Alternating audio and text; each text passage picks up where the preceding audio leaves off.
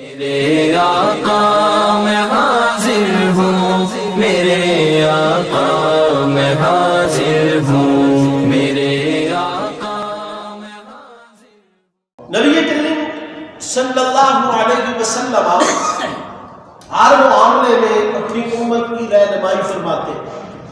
حلال چیزوں کی بھی آپ نے وضاحت فرما دی اور حرام چیزوں کی بھی آپ نے وضاحت فرما دی۔ بخاری شریف کتاب الایمان میں یہ حدیث نمبر ہے 52 حضرت نعمان بن بشیر اس حدیث کے راوی فرماتے ہیں کہ میں نے رسول اللہ صلی اللہ علیہ وسلم سے سنا، آپ نے فرمایا الحلال بین والحرام بین وبینہما مشبہات،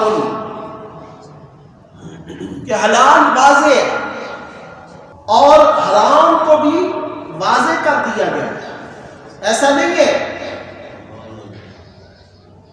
کہ حلال کو واضح نہ کیا گیا ہو یا حرام کو واضح نہ کیا گیا ہو، کیا کچھ حرام ہے اس کی بھی وضاحت فرما دی اور کیا کچھ حلال ہے اس کی بھی اللہ کے رسول نے خود اللہ نے وضاحت فرما دی۔ اب حلال اور حرام کے درمیان جو چیزیں ہیں وہ مشتبہات ہیں، وہ چیزیں واضح نہیں ہیں، اس لیے جس معاملے میں حکم واضح نہیں ہے ان چیزوں کے قریب مت جاؤ۔ آپ نے فرمایا بہت سے لوگ ان مشتبہات چیزوں کے بارے میں نہیں جانتے، اور جس شخص نے بھی اپنے آپ کو ان مشتبہات چیزوں سے دور رکھا اس نے اپنے دین کو، اپنی عزت کو محفوظ کر لیا۔ اب مشتبہات میں صرف ایک سادہ سی مثال دے کر آپ کو سمجھاتا ہوں کہ مشتبہات کون سی چیزیں۔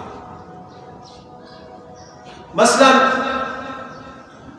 رشوت یہ حرام ہے۔ ایک شخص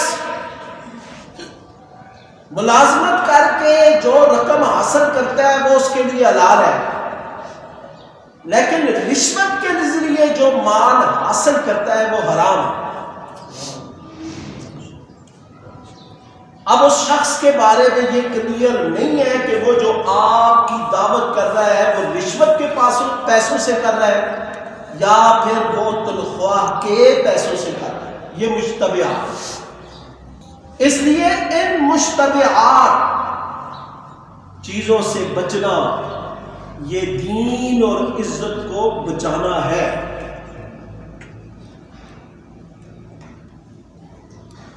اور نبی کریم صلی اللہ علیہ وسلم نے فرمایا جو بھی شخص شبہات میں پڑ گیا، ان مشتبہات چیزوں میں پڑ گیا تو اس کی مثال ایسی، بڑی زبردست مثال آپ نے سمجھائی، اور نبی مکرم علیہ الصلوۃ والسلام کی یہ خاصیت ہے، یہ صفت ہے کہ وہ لوگوں کو ان کی مزاج، ان کی عقل کے مطابق بات سمجھاتے ہیں۔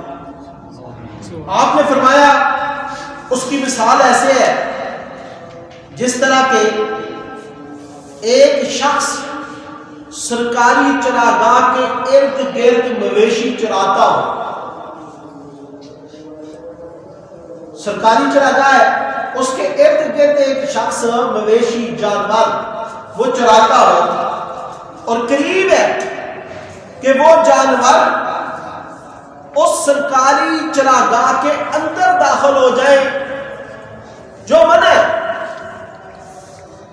وہ لوگ جو مشتبہات چیزوں میں پڑتے ہیں ان کے اوپر یہ چیز واقع ہو سکتی ہے کہ وہ حرام میں بھی داخل ہو جائیں گے، وہ چیزیں جن سے منع کیا جائے۔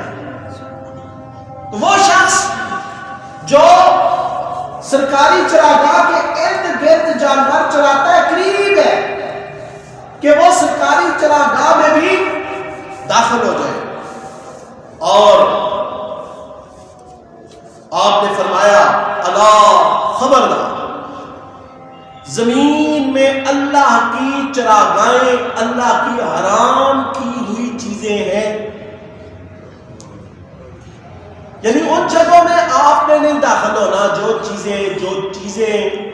جگہ اللہ نے حرام کی ہیں۔ اور خبردار وَإِنَّ فِي الْجَسَدِ مُضْغَةً، کہ جسم میں ایک گوشت کا لوتھڑا ہے، ہر شخص کے جسم میں یہ گوشت کا لوتھڑا موجود ہے، اور اگر یہ درست ہو تو سارا جسم درست ہے، اور اگر یہ گوشت کا لوتھڑا خراب ہو تو سارا جسم خراب ہے۔ اور آپ نے فرمایا الا وہی القلب، اور یہ تمہارا دل ہے، یہ تمہارا دل ہے۔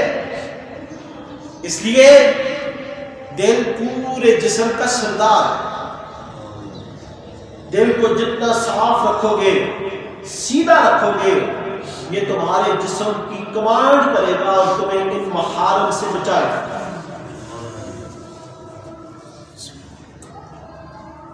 اسی لیے اسلام یہ چاہتا ہے کہ جہاں انسان کی ظاہری طور پر پاکیزگی کی جائے، وہیں پہ اس کی باطنی طور پر بھی صفائی، پاکیزگی اور طہارت کا اہتمام کیا۔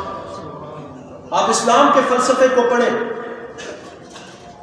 دوسری قوموں نے کچن کو، کھانے کو ظاہری طور پر صاف رکھا،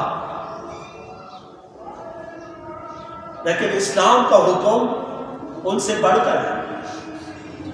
اسلام نے ظاہری طور پر جہاں صفائی کا حکم دیا، وہیں پہ حلال کا بھی حکم دیا، اور حلال مال، حلال چیزوں کا اثر انسان کی روح اور دل پر ہوتا ہے۔ وہ قومیں جو یہود و نصارہ، ہنود، سکھ اور دوسری قومیں جو ہیں وہ ان چیزوں کا اہتمام نہیں کرتے، جبکہ مسلم وہ صرف ظاہری بدن ہی پر نہیں بلکہ دل اور روح پر بھی محنت کرتا ہے، اس لیے کہ اللہ کے ساتھ سب سے جو مضبوط تعلق قائم ہوتا ہے وہ آپ کی روح اور دل کے ذریعے سے قائم ہوتا ہے۔ اس لیے حرام اور مشتبہات چیزوں کے قریب جانے سے بھی منع کیا گیا، ان چیزوں سے رکنا چاہیے تاکہ حرام کے قریب نہ جا سکے۔ میرے آقا میں حاضر ہوں، میرے آقا